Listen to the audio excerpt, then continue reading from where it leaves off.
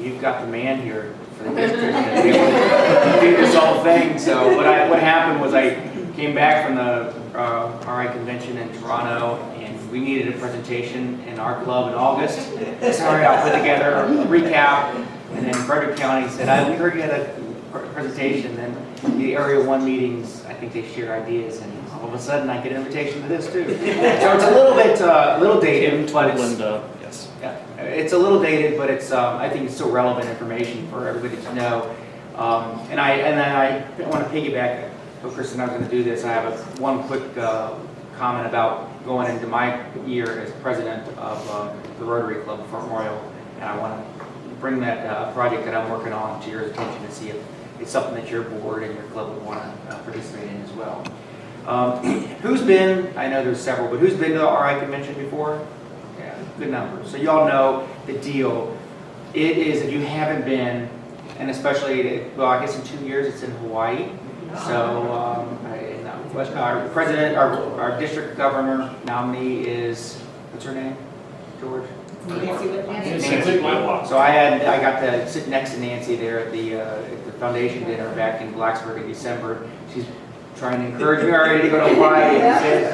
It is actually the week of my son's 16th birthday, and she goes, "Well, I think that'd be a great birthday present." And I'm not sure that he thinks that he went to this convention, so he's already been to one. But so if you haven't been to the RI convention, especially in the United States, I would get a chance to go, because what I have found, I've been a member of Rotary for almost 18 years, and it wasn't until I started doing a lot of the international projects, international connection, that I really understood what Rotary was. Rotary was really involved with my youth here in Warren County. Our club sponsored our Little League team, Babe Ruth team. I was in the Pride group, which was the anti-drug group in school. We came to presentations, asked for money like everybody else as a student. But Rotary was really important to me as a youth. So I understood the impact Rotary had on our community and locally. I didn't understand the global connection. And I'm going to get to it too. I think the new theme coming up in the next year, Connecting the World, is an awesome thing to do. But anyway, just quickly, because I don't know how y'all do this every week at 7 o'clock in the morning, but good for you. That's why we have options. But each day has a theme at those conventions, running through the themes of what Rotary has. Water and sanitation and literacy was day 2. Day 3 was economic community development and peace. And in the mornings we're having these big convocations where we had speakers, and then we do breakouts in the afternoon and a lot of fun activities. Our former president, immediate past president, Ian Risley, his theme was making a difference, as we all know. And I do have some quotes that I want to highlight here, but I think they're really impactful. During his speech, President Ian said, "At the end of the year, we want to see not an account balance." And if you remember, he is an accountant by vocation. "We want to see not an account balance, but a world that is better than it was at the beginning, that is healthier and happier, and perhaps a bit more peaceful as well, thanks to Rotary." That's what we're about here in Rotary, making a difference. It's not only our theme, it's what we do. And I can tell you firsthand that impacted my life as a child, as a youth, and it's impacting my life today. It's what we do, it matters. So besides the thousands of trees planted, Rising also instituted an 8-person committee of younger experienced Rotarians to give the board their perspective on a variety of important issues. So just like Nancy's talking about the membership we all have, we're inviting younger folks from around the world to give input on how to grow Rotary. And then he put it, he is from New Zealand, and the Maori proverb, is that right? New Zealand, right? Maori, okay. Proverb in his home country goes like this: "I tangata, I tangata, I tangata," and it means it is the people, it is the people, it is the people. And he concluded his initial speech by saying, "In Rotary, it is the people who are making the difference." I took away a lot from that. Polio, obviously, we all know about what's going on, how polio is at the heart and soul of what we're doing right now. And as you all know, I came and spoke 2 years ago, I believe, and I'm getting Facebook reminders that I was in India right now, or last week, 2 years ago, and I'm missing that opportunity to go back again. In 2017, we had 22 cases and reported in Pakistan and Afghanistan. Last year, we had 32 cases, so it is a little bit higher. I just looked that number up this morning, and hopefully I'm reading the right number, but 32 cases, and year to date, we have 2 cases. But so far, they are isolated in just Pakistan and Afghanistan. Nigeria didn't look like they had any last year. And once it's 3 years without polio, it will be declared polio-free. So we'll be down from the PAN countries to the POV countries, I guess, with just Pakistan and Afghanistan. And as I mentioned in that talk, those are the 2 hardest countries to get to because of the war, of devastation, and because of the religious patriarchy there. I mean, it's going to take a lot of the females in this room and around the world in Rotary to go and do that because the men can't step into those houses. I cannot go into a Pakistan or Afghanistan Muslim home if the husband's not there and he's working to go vaccinate that child. It takes the female to go in there and do that. So if you've ever thought about it, and I know it's scary to go into those countries, but I would consider looking at doing something like that because we're going to need the females in Rotary to go and solve this and finish this mission, which we will. We will get that done. And then they talked about the Bill and Melinda Gates Foundation. They re-upped their commitment for their 2-to-1 challenge. So really exciting stuff. On the polio front, vision statement. The RI board developed a new vision statement that as they put together their strategic plan and their vision future, they are using this as the guide. Together we see a world where people unite and take action to create lasting change across the globe, in our communities, and in ourselves. So something that's been a big part of my life over the past 9 months is Rotaract. President our current president, he's the one that put out the challenge on Rotaract.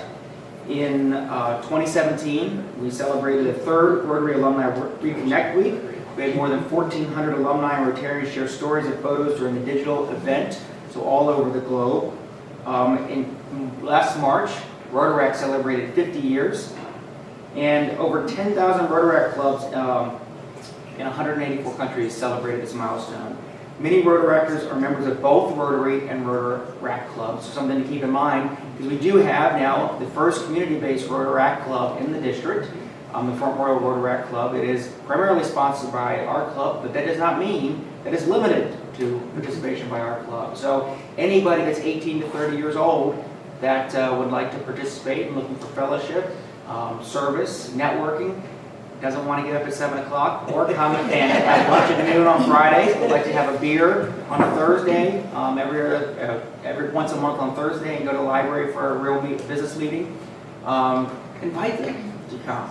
It's a great opportunity. And by the way, although Rotary says 30 is the cutoff, our president said the other day, there isn't a Rotary police.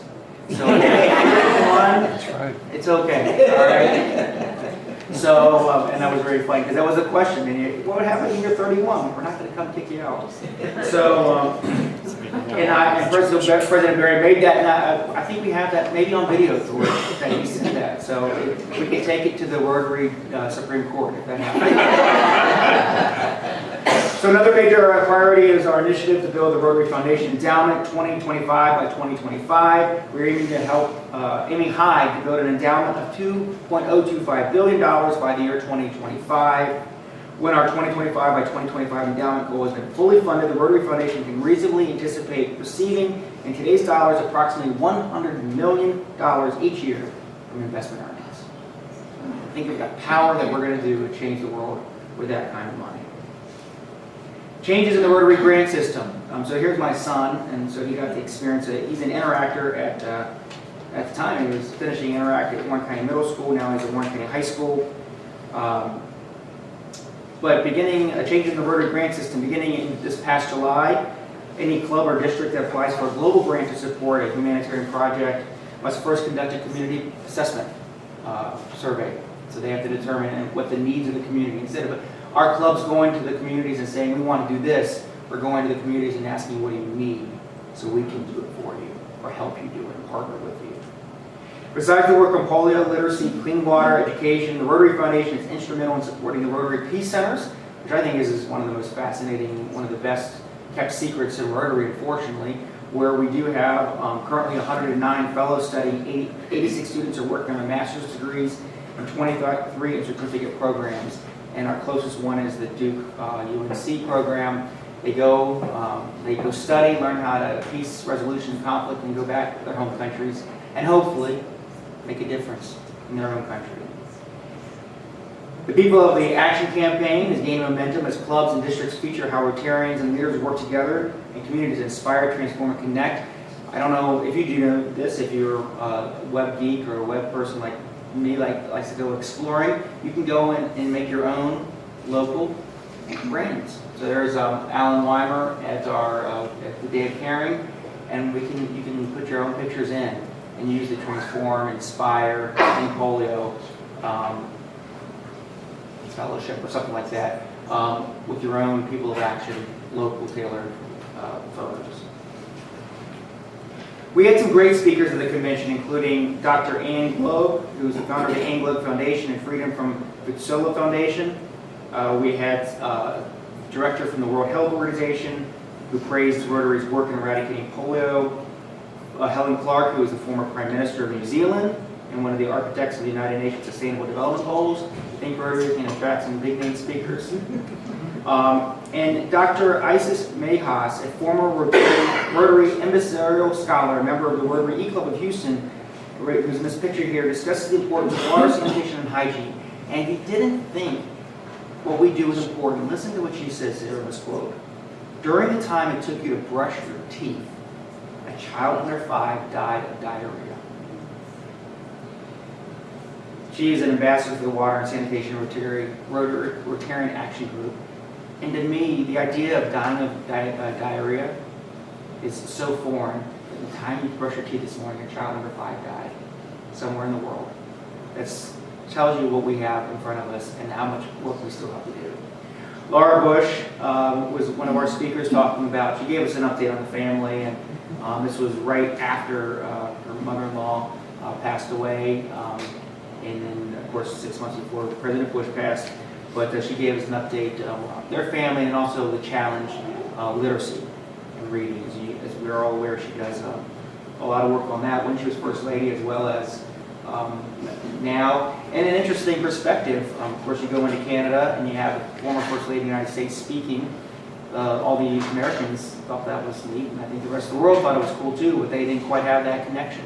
Unlike this guy right here, who was really connected to the Canadians. But this is pretty awesome too, to have Justin Trudeau, the Prime Minister of the country, come and address, and he was accepted the Rotary's Polio Eradication Champion Award in recognition of Canada's contribution to polio eradication. Let there be no doubt we are winning the battle against polio. I want my children to grow up in a world without polio. Together, I know we will make that happen, the Prime Minister said. So membership in our organization exceeds 1.2 million people. And according to our General Secretary, as part of a long-term membership strategy, we've found ways to revitalize the traditional Rotary Club experience and created online materials, including new membership courses and the engaging younger professional toolkit to help attract, retain, and engage new generations of Rotarians. Rotary is growing around the world, just not in the United States. And we need to refocus and rededicate our membership and recruitment here within the country. Otherwise, we will start losing some of our influence that we have. We will lose those zones. We will lose those board members that represent us. And maybe we lose Evanston. Why, if Rotary is centered over in India and Africa, why are they calling Evanston for their headquarters? And why not make that consideration? So if we want to keep that Rotary history here in the United States, we need to go out and proselytize this message of doing good. And this I just thought was fun. This was a fundraiser that one of the clubs in Canada actually did. The local logger 408 test. So if we want to, Rob, if we want to figure out some fundraiser here, go down to the brewery, we'll figure out something we can do next year. President nominee Mark stressed the importance of our global partnerships. He stated, in partnership is what will allow us to tackle some of our toughest challenges and that lie ahead. We need to apply the lessons of polio to our planning by focusing on cooperation, on our special relationship with the UN, and on the truly sustainable service that will make the world a better place. he pointed out the first partnership will be with Rotaractors. And President Barry, making a difference. We need to start with ourselves. To succeed, we have to take care of ourselves first. We need to demonstrate the value in coming to club meetings and making the world a better place. Our job is to build a better world, and we need to awake the soul of every Rotarian and desire to make a better world.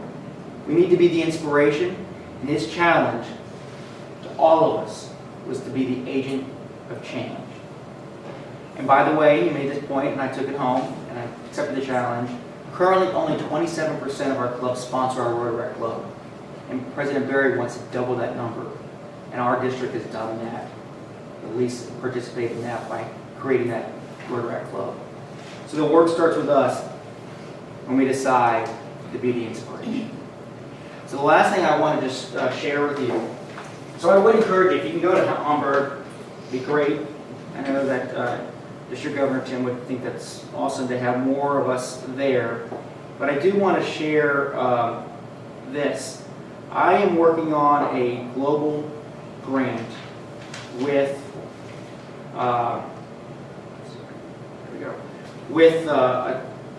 Mazindingo Zimbabwe Club. And I brought this up to our club the other day, last Friday, and I wanted to share with you because the more clubs that we might get to participate or interested, the more resources we might have. Let me just explain real quickly how this all occurred. I was in South Africa in September and on a recreational trip, and the guide that we had, we got to know him well. We were with him all day long, and I asked him, what's some things that we could do here in your country? Simple things that will make a big difference. And what I had in mind, in the back of my mind was, and I heard a story about an Indian school where the girls, it was a middle school, the girls missed 1 week of school a month because there were no doors on the toilets. So they needed their privacy. And while they were home, they missed out on education, but they were also subject to rape, kidnapping, all sorts of things because they were not supervised at home. So the local club put up doors on the toilets in the school, a very simple thing, something that we wouldn't even think about. And now those girls are educated all year, or throughout the day, all week. It doesn't matter with their health or what's going on with their bodies. So that's what I was looking for. I was trying to figure out what we could do, something simple, relatively simple, that had a big impact. So we started telling about his daughter. He lives in South Africa. His family, his daughter, 13-year-old daughter, and 5-year-old boy, I think, go to school and live in Zimbabwe, which is about 6 hours away. So him and his wife only get to see them a couple times a year. The school they have no running water. They have to go 4 kilometers to get water. And this young lady right here is one of his daughter's best friends, and she needed a wheelchair. So I said, all right, I'm going to work on both of these. We're going to get your wheelchair for this girl and your daughter's friend, and I want to see about this, because I don't like this thing that you have to go 4 kilometers to get water, and it's not clean anyway. Now, I have pictures, I can show you what that water looks like. So I reached out, I think I actually talked to George about this, and then we got in touch with the district governor there, and then got in touch with the president of that club, and I actually spoke with them on WhatsApp the other day, and we're working on this. They did a needs assessment, they did their community assessment, and we're working on this project to get water to the school. So we don't know the cost yet. They're running that analysis. I'm working on the grant. We're working on that part of the project right now. What I will tell you I think is so powerful is this little girl right here. She was actually the victim of polio. I did not intend to go out and get this girl walking. I intended to help her get a wheelchair so she could have a relatively normal life. But because I put her in touch with Rotarians, or Rotarians found her because of my suggestion, they are getting her to walk. They are getting her the medical help that she needs because she is able to walk one day. And that, I got really emotional about this because it was not my intention. This is talk about unintended consequences. This is the positive ones. So this little girl is going to get medical help because of Rotary. And it wasn't my mission.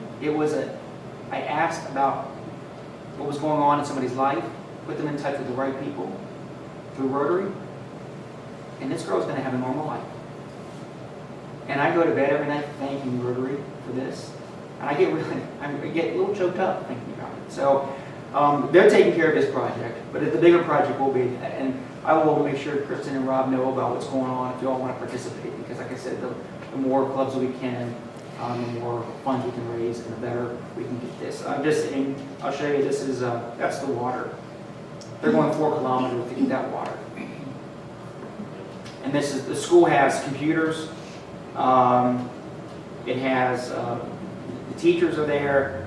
It's about 5 villages. It's about 45, 50 minutes from Zango. There's the bathroom. We're not taking care of that. That's the toilets.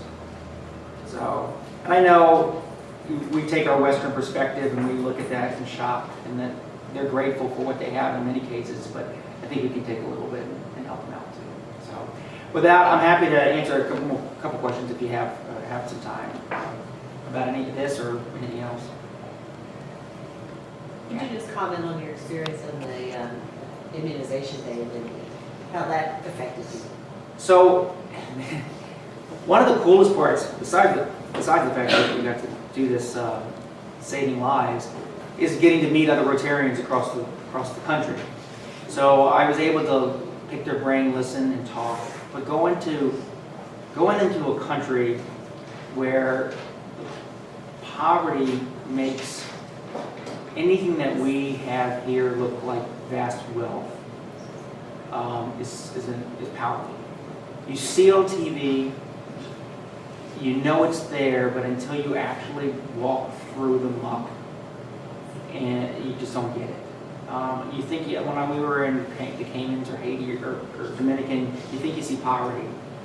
You don't see poverty until you see a million people living on top of each other like that. But to go and give the drops, to see the thank yous and the smiles and the crying of mothers who know that their child has now been saved from this disease that should have been wiped out so many years ago. And it's somewhat human made in the sense that sanitation would help a lot, because it does, the polio virus exists essentially in sewage. And when you walk through the streets and you see the goats and the chickens and the cows and the dogs and the people, if you remember, I said that there was, everybody's done eating, right? There was an anti-public defecation campaign in Delhi. That should tell you, if there's a billboard telling you to not do that, there's a problem. The trash that we were on a trip, we were on a side trip, and we all had, it's very difficult to have to go with Indian food. If you have ever tried to have Indian to go, because it's not a sandwich. You're eating rice and stuff on a bus, and but we had all this trash because it was left over. We went to check out this site. We came back. We wondered where our garbage was. The bus driver had taken it and thrown it out. Not in the trash can, which is about 10 feet away, in a pile right there by the bus. And we took it, put it in the garbage cans. But that kind of attitude, you realize that there's a lot of work to do. We're going to be here for a long time giving these immunizations, but there's got to be a lot of systemic changes in that country and around the world in order to see completely a lot of other things we're going to do. Historical background, there's a trust problem for the immunization programs, because an immunization physician was used to help track down Osama bin Laden. And so if you just send in a bunch of people who look like us in this room, we would get no place. I think a great target is recruiting and training local women to be community health workers who can do that. And so that might be a great target for us. Yeah. So we were not necessarily the primary. We were one paired up with local Rotarians, Indian Rotarians, and then we were also with the health administrators. So they knew the communities and they knew the neighborhoods, and they would do the introductions. So we were there for 3 reasons. One would have been the publicity, because there was 18 of us. We wore yellow jackets. We were all white, with the exception of one Mexican-American road director from California, and our leader, who was an Indian American. So we stood out like, I mean, we were the white skin, yellow jackets, is what we call it. Like 18 of us walking around a Muslim, dark-skinned city. People saw us. So they knew what was going on. So it raised the publicity, it raised the level of awareness that vaccinations were going on. Two, the connection, the attaboy, thank you for your hard work, because those local Rotarians are doing the work every day with the health ministry. So they're doing multiple vaccination days, they're in the neighborhoods, they're doing that. And then to bring that message home and do exactly what I did is go up and down 81 in the district and just preach the gospel that we need to get a little more money, we're almost there. I did it, I've seen it, we can cross this finish line. So those are the three reasons why really Americans are going over there. There's some novelty to it too, but really the local folks are the ones that are doing the yeoman's work, and they need to be. Because it is their country for one, and they're the ones that are going to be listening to. But there was a point where we were on the phone for 45 minutes, our local Rotarian was on the phone for 45 minutes to a father trying to convince them to let their wife give the vaccination for a child. So, and you're right, part of it is we used, I don't know if it was necessarily Rotary, but it was under auspices of vaccinations to track down bin Laden.